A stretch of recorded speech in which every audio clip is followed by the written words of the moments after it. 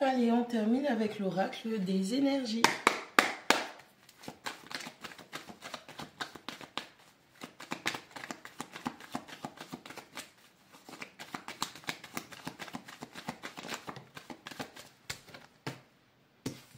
Bon, on a le magicien et le miroir qui tombent à l'envers. C'est la numéro 53.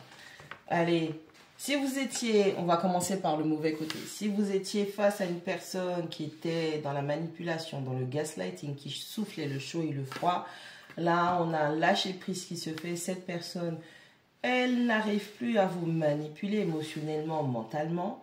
Hein, on a une forme de libération qui se fait. Dans un autre cas de figure, on dit que vous avez du mal à vous stabiliser, que vous avez du mal à manifester. Peut-être que vous n'êtes simplement pas dans votre saison pour pouvoir manifester des choses.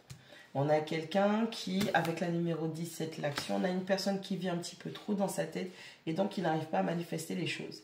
Sors de ta tête et passe à l'action. Petit à petit, fixe-toi des objectifs et tu vas pouvoir reprendre ton pouvoir de manifestation pour concrétiser, matérialiser certaines situations que tu souhaiterais. Ça te permettrait de retrouver ton équilibre.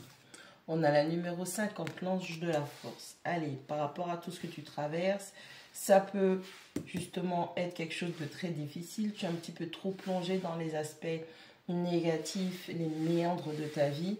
Et du coup, on te demande d'apprendre à maîtriser, non seulement maîtriser ton état émotionnel, mais maîtrise aussi ta mentalité, ton mental. Tu dois avoir un mental d'acier pour pouvoir tenir bon. On a la numéro 36 avec l'archange Ariel, le deuxième chakra qui nous parle de ta vitalité. Allez, c'est le moment d'utiliser des forces. À force de rester là sans rien faire, ben oui, il faut passer à l'action, il faut utiliser de l'énergie. Si tu veux récolter ou recevoir de l'énergie, il va falloir que tu en donnes toi aussi. C'est un échange qu'il faut faire avec l'univers. Tu donnes quelque chose pour recevoir en retour. Le temps d'investissement, l'endurance, les bonnes vibes, tout ce que tu veux que tu donnes ou que tu envoies vers l'univers, c'est ce que tu vas recevoir en récompense. Allez, on a la numéro 38. Avec l'archange Raphaël qui nous parle du chakra du cœur. Allez, c'est le moment de rester. Bon, écoutez, c'est le moment, on a un ange ici, on a deux archanges là. Restaurez-vous, guérissez, aimez-vous, prenez soin de vous. La qualité de soins que vous allez mettre en place pour vous va déterminer du type d'énergie de personnes que vous allez attirer à vous.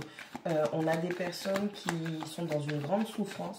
On a des personnes qui sont complètement vidées, qui ont besoin de se restaurer, de guérir. On a d'autres personnes, on vous dit que c'est le moment de vous ouvrir. Ouvrez-vous pour pouvoir utiliser un maximum d'énergie pour mettre en place ce que vous voulez. Et puis, ouvrez votre chakra du cœur. Arrêtez de vous fermer. Peut-être qu'il y a de la crainte dans tout ça. Mais on vous dit d'arrêter de vous bloquer au niveau du chakra du cœur. Allez, ouvrez votre chakra du cœur. Partagez, découvrez. Bon, ok, je vois. On a le yin et le yang. On vous demande, avec la numéro 22, de structurer un équilibre dans votre vie de tous les jours. Ouais. Voilà pourquoi votre chakra du cœur, c'est ouvert, c'est pas ouvert.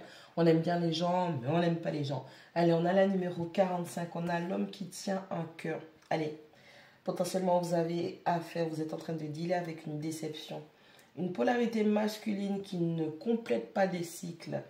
C'est quelqu'un qui retient votre cœur, c'est quelqu'un qui a votre amour, c'est quelqu'un qui peut-être ne vous donne pas, ou c'est quelqu'un qui donne, mais à moitié, puisqu'elle est entre les deux. On a vraiment cette polarité masculine à qui vous avez ouvert votre cœur, à qui vous avez donné votre cœur, qui au final, avec la numéro 29, le monde qui tombe aussi en croisement, vous montre qu'il n'y a pas de concrétisation qui se fait. Un coup c'est possible, un coup ça ne l'est pas. D'où le fait au départ, pour certaines personnes, je disais que si vous êtes face à une personne qui souffle le chaud et le froid, cette personne n'arrive plus à vous manipuler.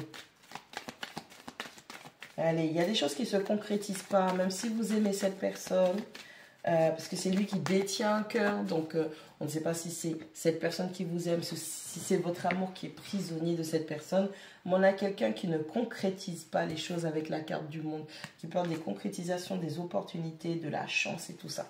Donc du coup, on a cette polarité masculine qui, quelque part émotionnellement, vous retient en otage. On a cette polarité masculine qui pourrait être potentiellement ce fameux magicien à l'envers qui soufflait le chaud et le froid. Et donc du coup là, vous êtes dans une période de battement, d'où le fait qu'elles soient entre les deux potentiellement, où vous êtes en train de recouvrer vos forces avec la séparation du chakra sacré. Donc vous êtes en train de recouvrer vos forces et cette personne perd de plus en plus l'emprise qu'elle a sur vous émotionnellement. Quant au fait de passer à l'action avec le chakra du cœur et la carte du monde qui est entre les deux, donc le croisement, vous avez mis en place des situations où vous vous êtes bataillé, vous avez avancé, vous avez foncé, vous avez ouvert votre chakra du cœur, vous avez donné tout votre amour pour concrétiser des choses qui au final, ça ne s'est pas concrétisé, non pas de votre faute, mais parce que potentiellement, ce magicien ne voulait pas concrétiser simplement les choses avec vous. Allez, on doit se maîtriser, on maîtrise son mental, on maîtrise ses émotions, on crée un équilibre. Ouais, on crée un équilibre dans sa vie, on essaye de s'ancrer, on essaye de ne plus trop être déstabilisé. Et on a la numéro 32, la porte de l'esprit qui tombe entre les deux. Oh, c'est compliqué, hein. Qui tombe entre les deux. Allez, ok, il faut se maîtriser, ok, il faut reprendre le contrôle de sa vie, il faut se stabiliser, il faut s'ancrer. Mais on a du mal à comprendre pourquoi ça s'est passé comme ça. On a du mal à rebrancher les câbles pour cette reconnexion spirituelle, émotionnelle. Spirituellement, vous étiez censé comprendre pourquoi vous avez été mis, vous vous êtes mis dans cet état émotionnel par rapport à cette manipulation sentimentale. Vous étiez censé comprendre, vous étiez censé comprendre pour vous libérer, mais malheureusement, on a un peu de mal à piger quand même. On a du mal à... C'est quoi le but?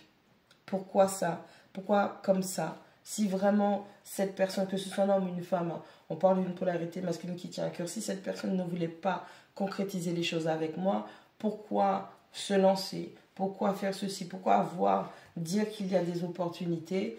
Je fais des efforts, je fais des progrès, je fais tout ce qu'il faut. Cette personne, elle, de son côté, elle est juste en train de souffler le chaud et le froid. Pourquoi cette emprise émotionnelle? Pourquoi cette manipulation émotionnelle? Pourquoi par exemple du gaslighting? Pourquoi de la manipulation mentale? Donc on a du mal à comprendre le pourquoi. Mais vous savez, les gens sont les gens. Vous devez apprendre à laisser les gens être. Vous devez laisser... de la même manière, vous devez travailler, batailler pour pouvoir être vous-même, ne pas avoir honte de vous, ne plus porter de masque. Vous devez laisser les gens être les gens. Vous pouvez aussi aimer les gens de loin. Si vous aimez une personne qui vous fait du mal, cette personne est dans la manipulation, pire, si vous vous en rendez compte, après analyse de la situation, des expériences, de ce qu'on vous a dit, ce qu'on vous a fait, vous vous rendez compte que cette personne au départ, elle n'y cherchait que son intérêt et que c'est quand ça l'arrange qu'elle est dans l'amour et que quand ça ne va pas dans son sens, il y a du blocus qui se fait émotionnellement. Vous devez apprendre à vous libérer. Ça prend du temps, ça demande de l'énergie, ça demande des efforts, mais vous devez faire preuve de stratégie. Vous devez planifier les choses, ok? On vous demande d'arrêter de foncer tête baissée. Vous devez faire preuve de stratégie. Pour d'autres personnes, vous êtes en train juste de reprendre du poil de la bête. Même si vous ne saviez pas où vous alliez, là, vous avez un regain d'énergie, un regain de vitalité.